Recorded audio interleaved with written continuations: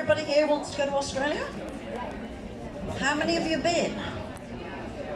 Oh, quite a lot of you, good, okay. So my name's Jenny Baker. I work with the Down Under Centre and I've been processing visas for 13 years, okay, long time, lots and lots of changes. I do skilled visas, parents, partners, child visas, resident return visas, pretty much anything apart from student visas and business visas. So what I'm going to do is I'm going to explain to you about getting a visa based on your job, your qualifications. So the government has, are you all familiar with the government website, the homeaffairs.gov.au? Okay, when you go on there, you want to look up for the skilled occupation list. Now when you look at that list, each occupation has got a 6-digit code. And that is called an ANSCO code, and that describes the job duties. It's the job duties that matter, not the job title, okay? If you start looking for your job title, you're probably not going to find it unless you're a nurse or a teacher, okay? So it's the job duties that matter. So it's going to take you a little while to scroll through that. When you know what you are, you've then got to determine what qualifications and work experience are required to get a skills assessment. So, when you're looking through that list and you found your occupation, it will tell you whether you're on the MLT SSL, STSOL or ROL. And that is going to determine what sort of visa you can apply for. If you're on the main list, so this is typically nurses, a lot of the tradespeople, engineers, IT, you can do whichever visa you want to. If you're on the STSOL, you're going to have to apply via state nomination. If you're on the ROL, you're going to have to apply via state nomination in a regional area. Okay, so if you've got a job on the list and you've got a minimum of 2 years experience in that job but no qualifications, you can find an employer to sponsor you. If you're on that main list, it can be anywhere from 1 to 4 years. After you've been with them for 3 years, you've got to convince them to make it permanent. If you're on the secondary list, you can find the employer. He's only going to be able to give you a 2-year visa, potentially a second 2-year visa, then you're done. If you're on the ROL list, you can find an employer only in a regional area. Again, 2 years, second 2 years, then you're done. Right, so ideally, you want to be able to get your own visa. So you want the right qualifications. If you do get an employer to sponsor you, they are in control, okay? You can't ask them for a pay raise because all of a sudden they'll determine they don't need your job anymore. If the company go bust, that's it. No job, no visa, you're out. So, got the right qualifications, got the right work experience, you get a skills assessment, okay? And then you've got to be able to generate enough points for the visa. So you get points from your age. So for Australia, you have to be over 18 and under 45. And your 45th birthday is all over. Okay? If you're over 45, you could find an employer to sponsor you, but 2 years, then you're done. Okay? So in order to go to Australia, make sure you stay there, you need to be younger than 45. So you get points for your qualifications, you get points for your work experience, you get points for your level of English. If you're single, you get 10 points. That's a bonus for being single. If you've got a partner who's got a passport from the UK, Ireland, Canada, New Zealand or America, you pick up points. Okay? And if you have to do state nomination, you pick up points there as well. If you're on that main list and you've got the right qualifications and you've got the right work experience, you could apply for the Independent 189. Now, whilst the pass mark for Australia is only 65, you will not get an invitation for a 189 unless you've got 90 plus points. The way it works is you go in a queue, anybody got more points than you, they will always push in front of you. Every month, the government do an invitation selection. They always choose the highest scoring people first. So 90 points, otherwise you're going to be waiting. Okay, and you may never ever see it. Maybe it'll come down to 85, don't know. But at the minute it's 90. It was 95 and 100. So, okay. So what happens is most people end up doing state nomination. And if you're on the STSOL list, you've got no choice. You've got to do state nomination. And the way that works is each state in Australia have their own list of which occupations they have a shortage of. And then they have their own requirements in regards to work experience, overall points, English test, and they've all got their own process. So none of this is easy. And as you're obviously realizing, there's nothing logical about this. So let me just give you some examples. If you're a newly qualified nurse, literally just finished your degree, you're eligible for a skills assessment. Great. You're never going to be able to generate enough points for a 189, so you need state nomination. You can't get state nomination without work experience. And with nurses, if you've got 5 years experience, it will be fine. If you've got 2 years experience, it might work, it might not. If you've only got 1 year experience, you're applying to Northern Territory or you're not going. Okay, so it's got very, very tough. Similarly with school teachers, newly qualified teachers, very difficult. A lot of occupations are only available for the 491 state nominated visa. So this is a new visa that came into play in November last year. So for years, the government has been trying to stop people going to the main cities, and they've finally been able to achieve this. Basically what they're saying is, we don't want you to go to Sydney, Melbourne or Brisbane. So the majority of people will now end up applying for this provisional regional subclass 491 visa. Okay? A lot of the states, that's all they're offering. So with this visa, it's valid for 5 years, and you must, before that 5 years is up, you must lived and worked in the regional areas for 3 years, earning a minimum of $53,900 a year. That's one person, that's not husband and wife together, that's one person. When you've met that criteria, you can then apply for permanent residency. You've got to have applied for permanent residency before that 5 years is up. If you don't, you're done. You're out. You cannot extend that visa. Okay? It's making sense to you now? If you are fortunate enough to do the subclass 190, that is a permanent state-nominated visa, which basically is the same as the subclass 189. Okay, but like I said, the states are making it much more difficult to get permanent residency straight off. The government want you to go there, they want you to contribute, they want you to pay your taxes. When you come to apply for permanent residency after the 491, your age is irrelevant. So provided you get the 491 before you're 45, you can still apply for permanent residency. You've still got a long way to go.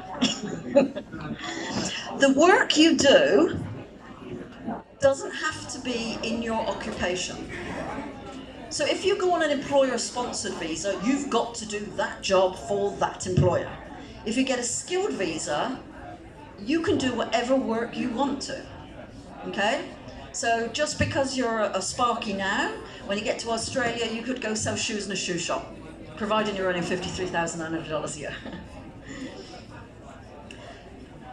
when you come to apply for permanent residency, you have to prove where you've been living. So you keep all your lease agreements, your utility bills, and prove where you've been working. And obviously your tax assessment notices will show how much you've earned and that you've paid your taxes.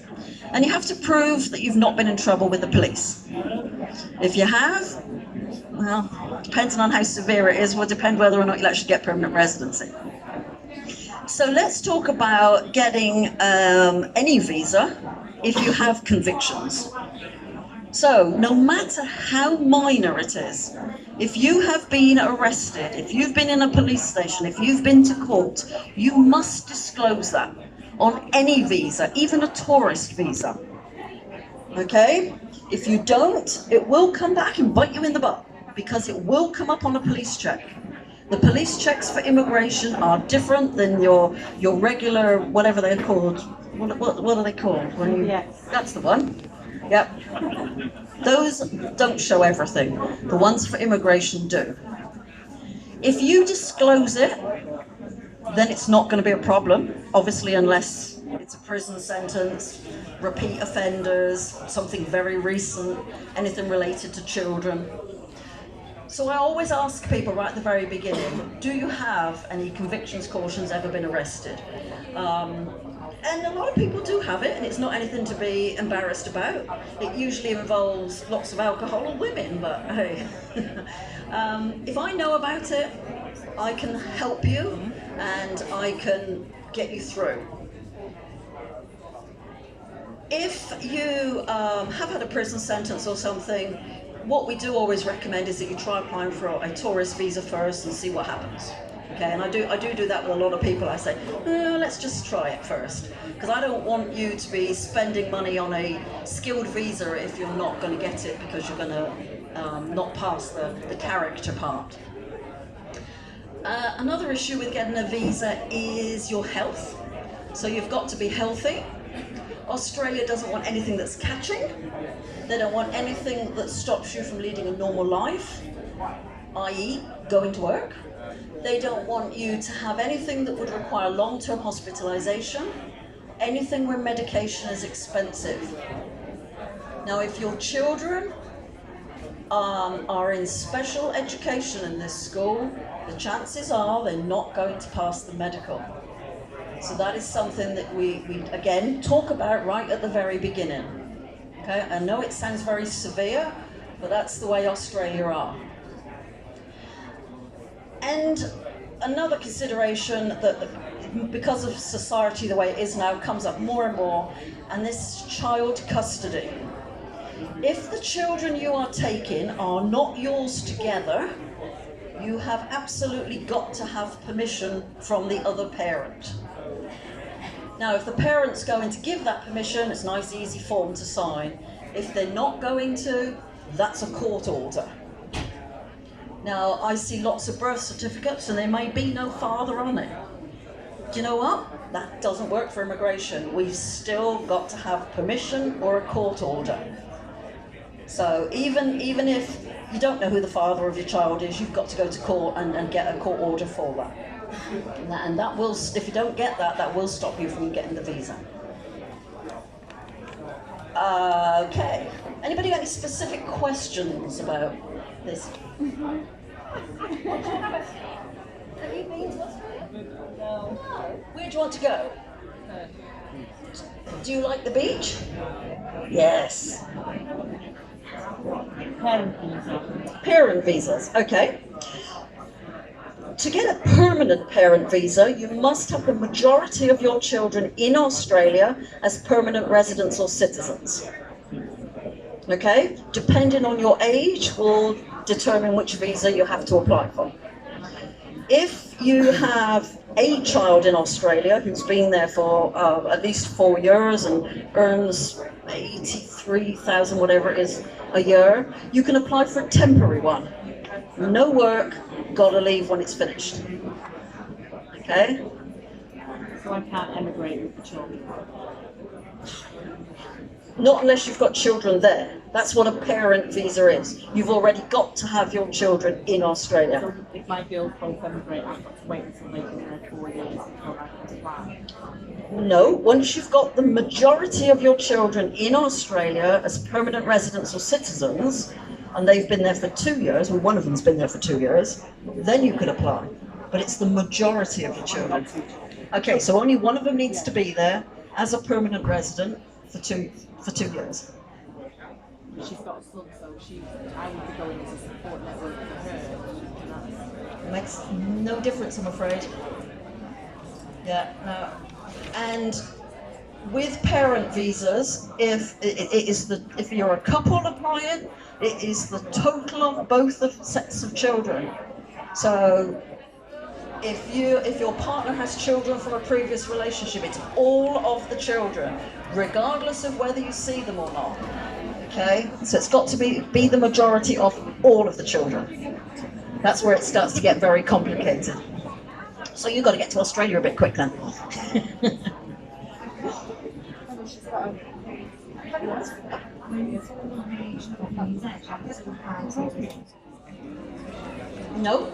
No, it doesn't work like that. You determine which state you're going to apply to, and each state has got a different process. Some of them you have to wait for them to invite you to apply, others you apply to them. You shouldn't, no. No, you shouldn't. You can put in more than one EOI, but sometimes that just totally defeats the object. When I'm processing visas for clients, we can do the whole thing for you. You know, skills, state nomination, the visa, the whole thing, or we can just do a part of it. Some people do their own skills assessments and then come to me to do the expression of interest, state nomination, and the visa. Some people do their own EOI and get state nomination, then come to me to do the visa, and then I say to them, actually, you're not eligible. Okay? If you make a mistake on your expression of interest, you've mucked it up. Because everything on your expression of interest gets pushed into the visa application, and if you have overinflated your points, they will take your money, they will give you a refusal and say, thank you very much. You won't get money back because you don't understand the rules. Okay? So when I'm working with a client, I show them all their options.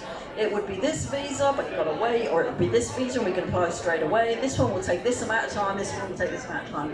And everybody has different ideas. Some people want to get there as quickly as possible.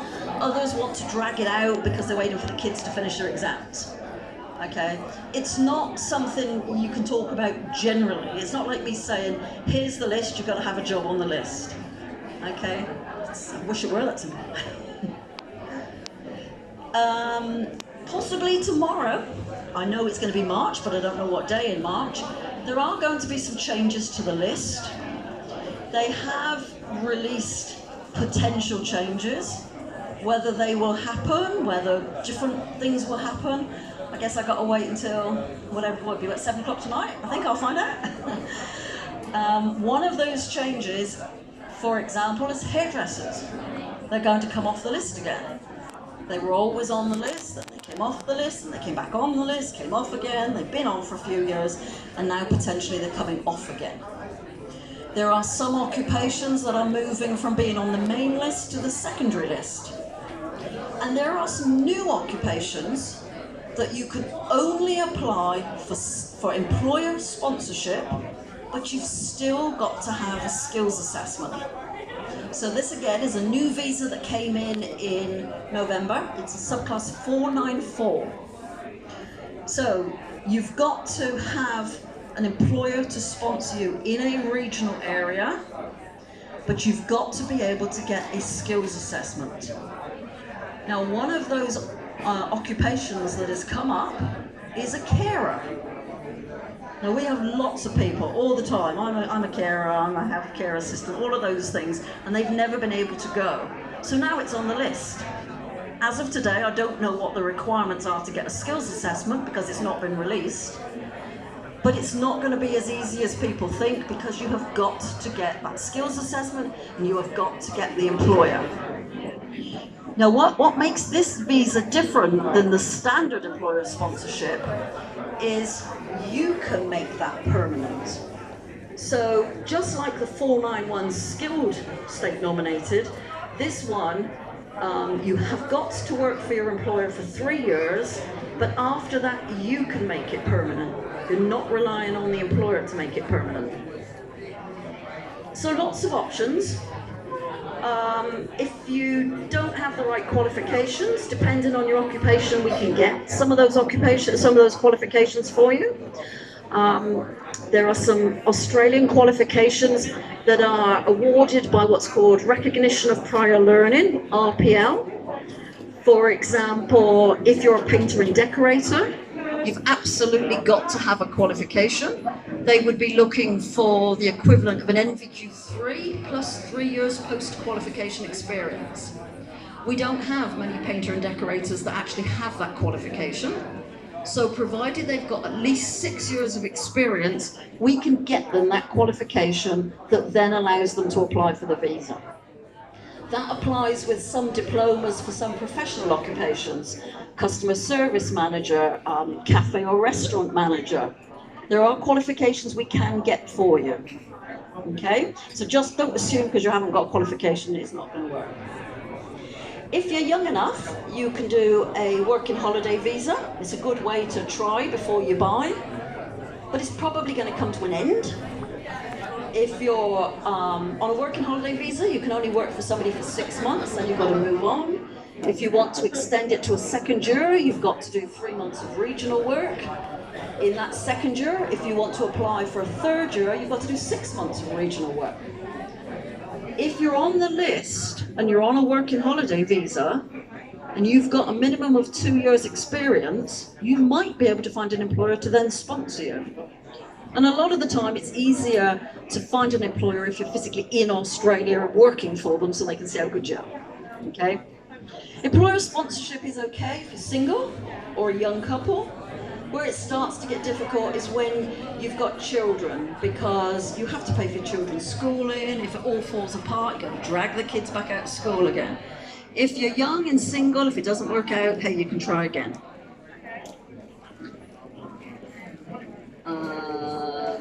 Anybody else?